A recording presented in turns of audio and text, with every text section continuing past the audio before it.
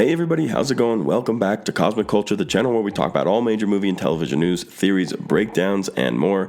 And there isn't much more exciting right now than the currently ongoing Loki series, which premiered its second episode last night. Yes, I'm still sick, so I apologize for the raspy voice, but there were very important things that we need to go over in order to prepare ourselves for whatever is going to be happening in this next episode. And for that purpose exactly, I am going to use this video to talk to you about the most important things that happened in Loki episode 2. There were a lot of different things that went on, some subtle, some not so subtle, but there were a few major happenings that lead me to have a theory about how the connection of Loki is going to move into the future of the MCU Phase 4 and onward, and into the future of this series specifically. So follow to the end to hear my theories on that, but let's start with some huge moments of note from the second episode. Before we move on, guys, be sure to subscribe to the channel. I am starting a new giveaway. We are giving away an and a seat chair on this channel.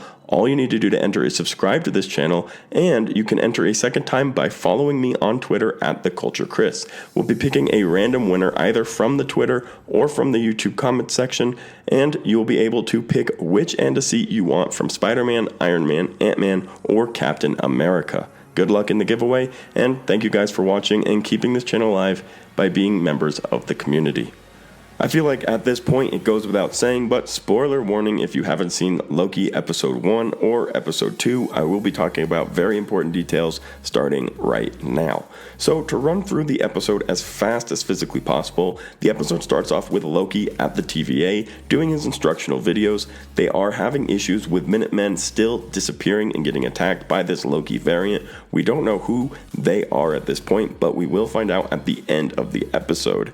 And they go to discover what happened to the Minutemen. They return the timeline somewhere in the 1900s during a Renaissance fair to see what exactly happened, and they see one of the Minutemen was captured. They then return to the TVA, they being Loki and Owen Wilson, and they try to figure out how they can find where this variant is hiding. Eventually, Loki cracks the code, discovering that the variant is hiding in apocalypses, because whatever the variant does isn't going to set off signals to the TVA, because there can't be any branches, because the entire timeline or area of that timeline is destroyed because of the apocalypse. Following the testing of this theory and finding out it's actually accurate, Mobius and Loki try to discover which apocalypse exactly the variant is hiding in. Loki decides it's going to be in the hurricane that happens in 2050 in Alabama. That's where they're hiding. They go there, and they were completely right.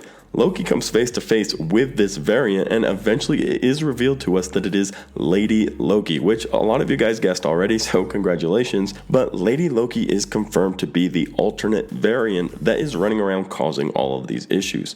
Ultimately, Loki and Lady Loki have a lot of conversation about what exactly they should be doing and who's all better and stronger and any of that stuff.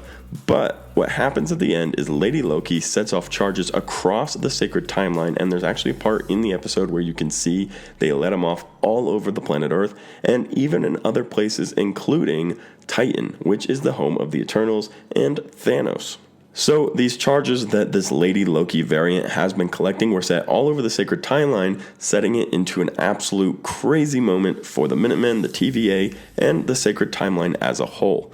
Now, that was the episode. It ended with Loki leaving with Lady Loki, following her through her portal, but they had no agreement to work together. Lady Loki actually said she wanted to work alone, and she didn't need the lesser Loki to help her. With that being said, she left the portal open, and Loki walked through it, and she closed it. That is where we were left off. We don't know where they went. We don't know exactly what the issue is with the charges going off, if the TVA will be able to contain it, but we're going to hopefully find all that out in the third episode.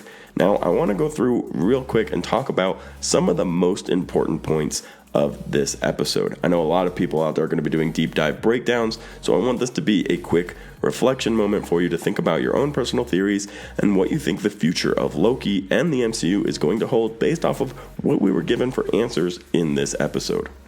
The first important plot point that was set up actually happened at the very beginning of the episode, and that is when Loki is doing his orientation with Miss Minutes, and she's questioning him a little bit about what all of the TVA's duties are and why they're important. She asks him specifically about what happens when an alternate timeline breaks off and passes the red line, and Loki responds saying it's a Nexus event that the TVA can no longer reverse, and it's going to cause catastrophic problems, and it's very bad. Now, we learned a lot about the timeline, the sacred timeline, how the breakaway timelines all work in the first Loki episode, which, in my opinion, was the most important 3 minutes of the MCU so far, starting since Phase 4, where they talk about how there was a multiverse going on and how it crumbled into madness, literal quotes from this trailer, and eventually the Timekeepers put it together and created a sacred timeline. But if one of these breakaway events branches off and reaches the red line, the Nexus event will become unattainable. That was what is explained to us in the very beginning here. And I think in a large sense, that is how this Loki series ends. A Nexus event becomes unobtainable and it spirals out the TVA, kind of pushing everything into chaos or madness, eventually leading to the multiverse of madness, where we will start seeing different universes colliding, and maybe even will lead into something like Spider-Man No Way Home, where we're hearing a lot of rumors of multiverses converging into what is now the sacred timeline. The next important, groundbreaking moment, plot-turning thing that happened in the Loki second episode is the big reveal of Lady Loki, who, from my opinion, appears to be the superior Loki after all. They have a long, drawn-out argument, and Lady Loki seems to be the superior in the sense that she knows everything that our Loki is going to do. She mocks him, she mimics him, she beats him up, and then she turns down his proposal for his help, saying she doesn't need him. Now, I will say at the end, she purposely left the gate open so that he would follow, so there's probably more to it. You know, Loki's manipulate, and the two Lokis talking actually was a huge headache because it was drawn out and super long, a lot of one-upmanship and all of that, but definitely left the portal open for Tom Hiddleston's Loki to follow her. And I think we're going to get a really cool reunion scene where she explains where she's from, what she's up to, and what her big plans are. Now, that was a big reveal because it was a huge question and a cliffhanger from the first episode, but the bigger reveal for me is potentially a plot turn, which leaves me guessing was the theory what exactly we can be expecting from the future of the Loki series. During this episode, we get a scene where Loki is doing research. He's studying up on the variant, trying to figure out where they are. Eventually, he discovers the apocalypse theory, like I told you, and it turns out to be true, and they find the variant. But during this scene, when he's doing his research, he tries to get a little bit of information about the TVA. He walks up to the front desk, and he asks for some very specific files that were not available for him because they're not authorized. But these files were the beginning of time, the beginning of the TVA, and the end of time. Now, I don't know if for sure the end of time has been completely revealed because Mobius says that the Timekeepers are still working on unwinding the multiverse and creating the sacred timeline. And that's what they're currently doing, is unwinding the craziness, binding together what is the sacred timeline, and eventually leading to the end where we will all meet up in peace. That's what Mobius says the Timekeepers are currently doing. So the end of time couldn't be available because it doesn't exist yet based off of that knowledge.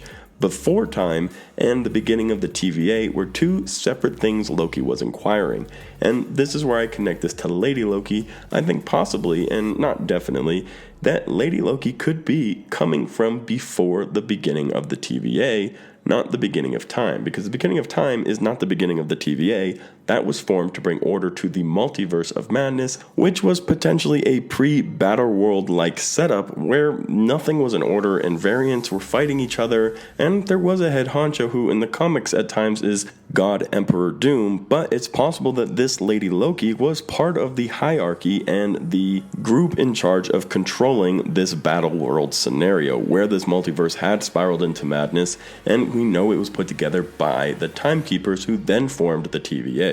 So that's the timeline as far as time goes. Time starts, falls into this crazy multiversal order of issues and madness, and then eventually is put together by the TVA, who are currently unwinding and binding the sacred timeline as we speak, according to very important TVA worker Mobius.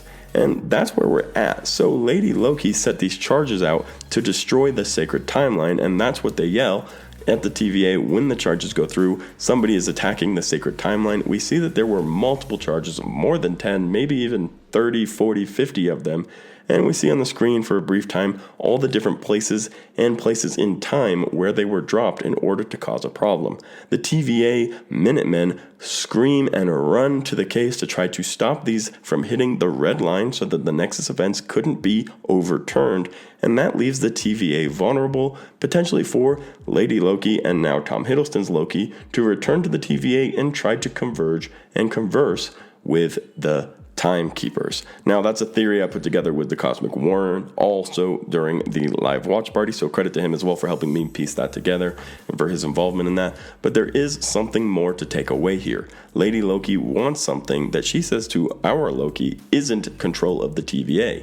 So I think it's possible that she wants to go back to the multiverse madness that was happening prior to the TVA, and in my opinion, the only way to get rid of the TVA is to get rid of the Timekeepers. So if we don't get rid of the Timekeepers, the TVA will just get reformed, I believe, right? So the multiverse was created when these Timekeepers decided we need order. So if it gets spun out of business again, maybe they can just reorganize it. But if Lady Loki is successful in destroying the Timekeepers, then maybe there won't be a way for the TVA to be reformed, and the universe will spiral back as it was prior into this crazy multiverse of madness.